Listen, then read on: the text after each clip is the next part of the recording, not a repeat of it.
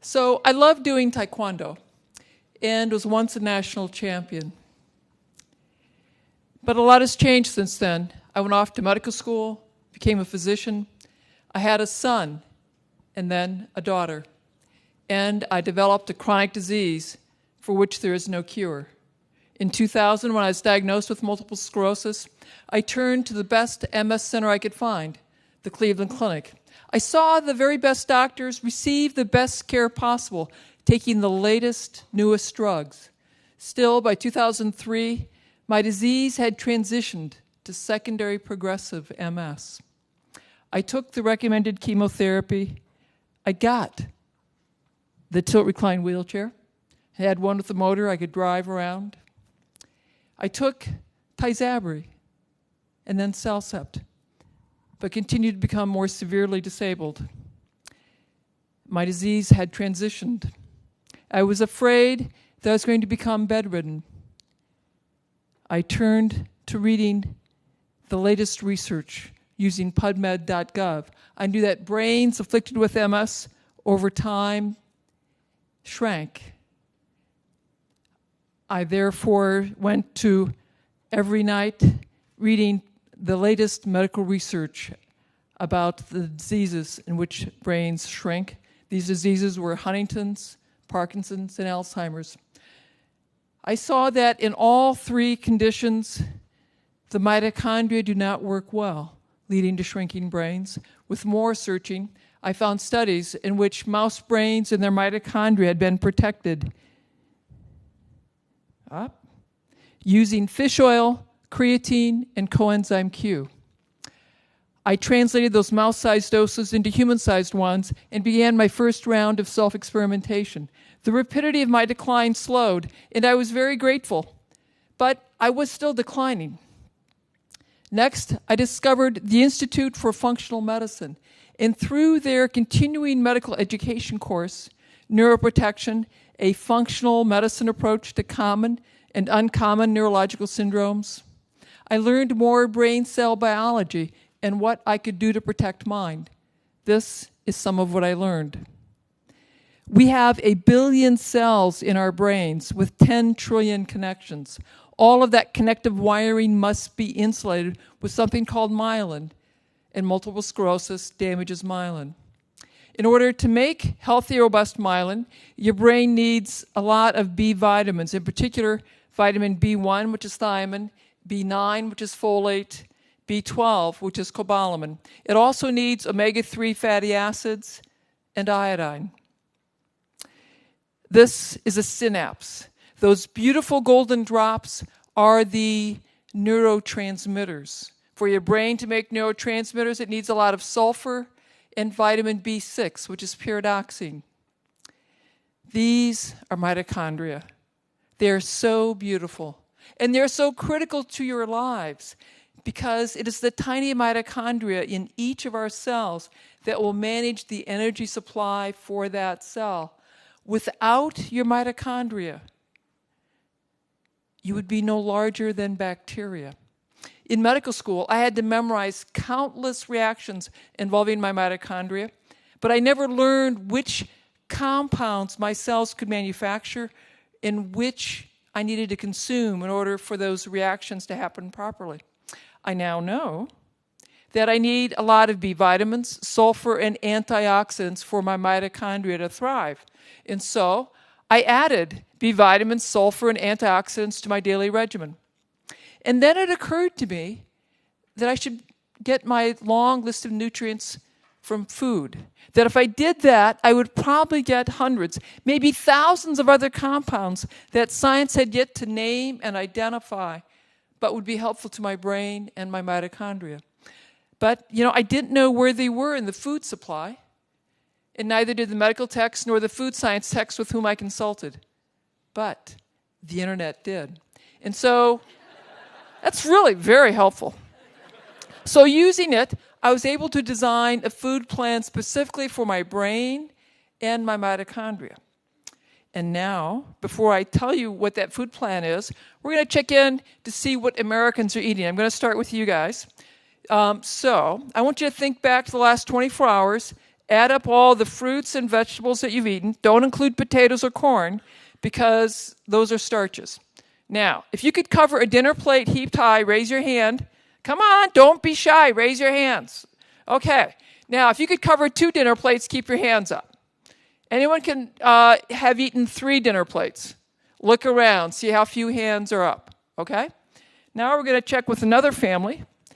This is from Hungry Planet by Peter Wenzel. It shows what this American family will eat in the coming week. Look closely, and you're going to see a lot of processed foods in boxes, jars, and other containers. This is how most Americans eat, and this is how most societies eat as they become more affluent. And it's likely why, as societies become more affluent, their health declines. This slide is from work done by Professor Lauren Cordain. He is showing the percent of Americans whose daily intake is below the recommended daily allowance for a variety of important nutrients. On the bottom half of the slide you'll see that less than half of us take in enough B vitamins, vitamin C, and vitamin A. Now, if you look at the top half of the slide, you'll see that 2/3 of us do not take in enough calcium, magnesium, zinc, or iodine, and that 80% do not take in enough omega-3 fats. You are all starving yourselves. We are alive because of complicated chemical reactions. If you're not providing the building blocks, that is the vitamins, minerals, essential fats, those reactions cannot happen properly, leading to the wrong structures being made or structures simply not being made at all. You set the stage for chronic disease. This is why our children are born with jaws that are too small, leading to crooked teeth and smaller brains. This is why your blood vessels become stiff as you age. This is why 1 in 3 American children, or 1 in 2 if you're African American or Hispanic, will become diabetic and obese as children or young adults. This is why if you go to our schools, every year we have more and more children with severe learning problems and severe behavior problems. But it does not have to be this way. For 2.5 million years, humans ate what we could gather and hunt. They're called foragers, also known as hunter-gatherers. That hunter-gatherer diet, that paleo diet, consists of leaves, roots, berries, meat, and fish. It's locally obtained, fresh, in season, and of course, organic. The Inuits in the far north ate very differently than the Africans on the savannah. And yet, when scientists have analyzed these hunter-gatherer diets, they exceed the recommended daily allowance 2 to 10-fold, depending on the nutrient. These ancient peoples know more about eating for optimal health and vitality than we physicians and we scientists. The hunter-gatherer diet has more nutrition than the American Heart Association diet, more nutrition than the American Diabetes Association diet, and more nutrition than the USDA Food Pyramid diet. I therefore started with a hunter-gatherer diet. I used those concepts, but I structured it to be sure I was getting the nutrition, the vitamins, minerals, nutrients that I identified as critical to my brain cells and my mitochondria. That diet is this: 3 cups of green leaves, 3 cups of sulfur-rich vegetables, 3 cups of bright color, grass-fed meat, organ meat, and seaweed. 3 cups is a dinner plate heaped high. I start with greens because they are rich in B vitamins, vitamins A, C, K, and minerals. And those are 2 types of kale. Kale has the most nutrition per calorie of any plant. The B vitamins will protect your brain cells and your mitochondria. Vitamins A and C support your immune cells. Vitamin K keeps your blood vessels and bones healthy. And minerals are cofactors for hundreds of different enzymes in your bodies.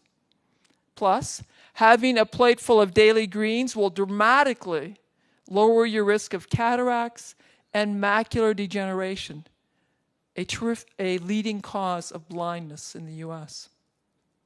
So, have more kale, more parsley, more cooked greens. Have more smoothies and greens. Have dehydrated or kale chips, which are so delicious. My teenage daughter and her friends love them. I want you to have 3 cups, a plate full of sulfur-rich vegetables every day. Your brain and your mitochondria need sulfur. Your liver and kidney need sulfur so they can remove toxins from your bloodstream. The cabbage family is rich in sulfur. That includes cabbage, broccoli, cauliflower, Brussels sprouts, turnips, rutabagas, radishes, collards, and kale. The onion family is also rich in sulfur. Onions, garlic, leeks, chives, shallots, and so are mushrooms and asparagus. I also want you to have a plate, 3 cups, preferably 3 different colors every single day. Colors are flavonoids and polyphenols. These are potent antioxidants that will support your retina, your mitochondria, your brain cells, and the removal of toxins. You can get your colors from vegetables like beets, carrots, peppers, red cabbage, or you can get them from berries and brightly colored fruits like peaches and oranges. I want you to have high-quality protein that's rich in omega-3 fatty acids. Omega-3 fatty acids are very important to insulate that wiring in your brain. It's also critical for the development of your jaws so you can have straight teeth and a larger brain. Therefore, have wild fish, in particular salmon and herring. Also have grass-fed meat every day. Our ancient societies all valued organ meats. And organ meats are concentrated sources of vitamins, minerals, and coenzyme Q. They are particularly potent at supporting your mitochondria. Therefore, have organ meats like liver and onion, heart, tongue, gizzards, sweetbreads once a week. The ancients would travel great distances or trade to ensure access to seaweed. Seaweed is a rich source of iodine and selenium. Your brain needs iodine to make myelin, the insulation for the wiring. It also needs iodine to remove toxins, in particular mercury, lead, and heavy metals. And adequate iodine lowers your risk of breast cancer and prostate cancer. Studies have shown that 80% of Americans have a relatively low iodine. Therefore, have seaweed at least once a week to ensure and maintain adequate iodine levels. Most Americans can't imagine eating 9 cups, 3 platefuls of vegetables and berries every day. But if you will commit to having 9 cups of these incredibly healthy, wonderful for you vegetables and berries every day, before you have grain, potatoes, dairy, you will have dramatically increased the vitamin and mineral content of your diet. Plus, you will have dramatically lowered the risk of food allergies. Food allergies and food sensitivities are far more common than we realize.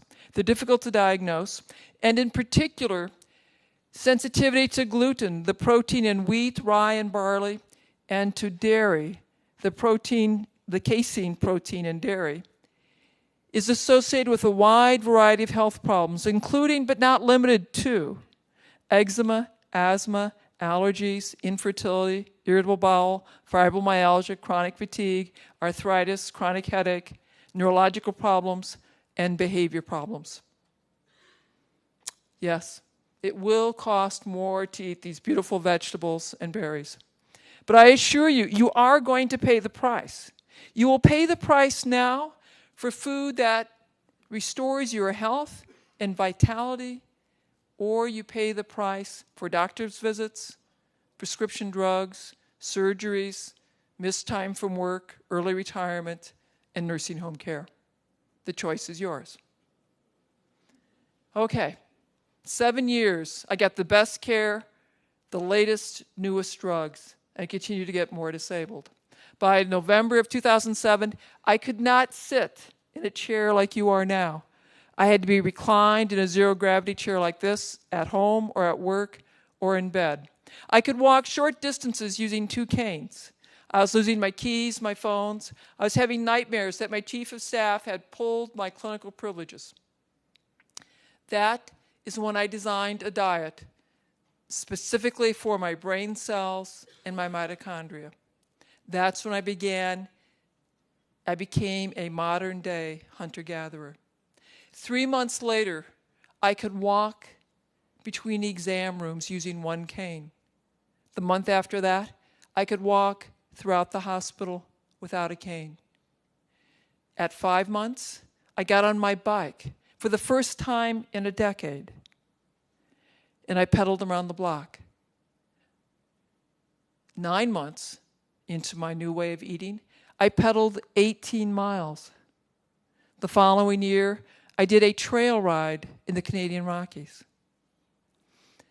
I am the canary in the coal mine, here as a warning to all of you. We have a choice. We can continue to eat that delicious, convenient, tasty, processed food and watch ourselves and our children grow steadily more overweight, depressed, and diabetic. Or we can continue to watch healthcare costs balloon out of control, bankrupting us individually and collectively as a country. Or we can eat for our mitochondria, eating vegetables and berries, grass-fed meat, organ meat, and seaweed, and have more vitality. We all have a choice. I choose to teach the public about the healing power of food and to conduct clinical trials. We are testing my interventions and others with secondary progressive MS.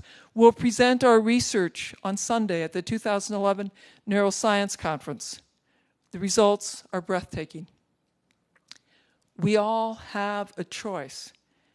I challenge you to become modern-day hunter-gatherers and eat for your mitochondria and become ambassadors for your mitochondria. For if I can rise up from a tilt-recline wheelchair doing this, imagine what eating for your mitochondria can do for you, your family, your country, your community, your world. We have a choice. What will yours be? Thank you.